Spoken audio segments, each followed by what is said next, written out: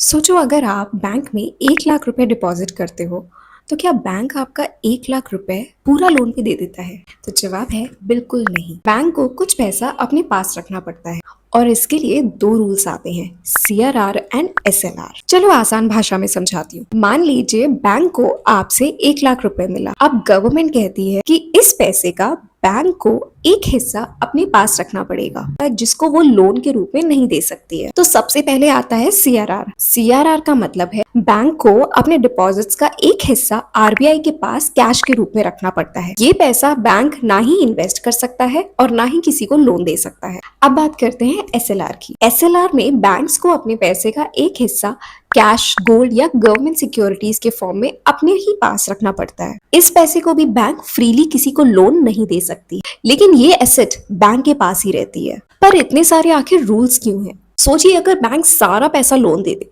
और सब लोग एक साथ अपना पैसा निकालने आ जाएं, तो बैंक के पास कुछ देने के लिए बचेगा ही नहीं। इसलिए RBI और गवर्नमेंट ये रूल्स बनाती है ताकि बैंकिंग सिस्टम सेफ रहे और इकोनॉमी में ना ही बहुत ज्यादा ना ही बहुत कम पैसा सर्कुलेट हो। तो सिर्फ ना दो लाइनें याद रखिए, CRR मतलब पैसा RBI के पास, SLR मतलब पैसा बैंक के पास लेकिन कैश, गोल्ड या फिर गवर्नमेंट सिक्योरिटीज के फॉर्म में। और ये दोनों रूल्स आपके डिपॉजिट्स और पूरी बैंकिंग सिस्टम को स्टेबल रखने में मदद करते हैं। तो जब भी न्यूज में सुनो कि RBI ने CRR और SLR बढ़ा दिया है, तो समझ जाना बैंक्स के पास लोन देने के लिए पैसा कम बचेगा और इसका असर आपके लोन्स, बिजनेसेस एंड पूरी इकोनॉमी पे पड़ सकता है। सो अगले वीडियो में हम इसी चीज के बारे में जानेंगे कि आपके लोन्स जिस इंटरेस्ट रेट से गवर्न होते हैं, आखिर इसे कौन डिसाइड करता है और इसके पैरामीटर्स क्या होते हैं। सो मिलते हैं नेक्स्ट वीडियो में।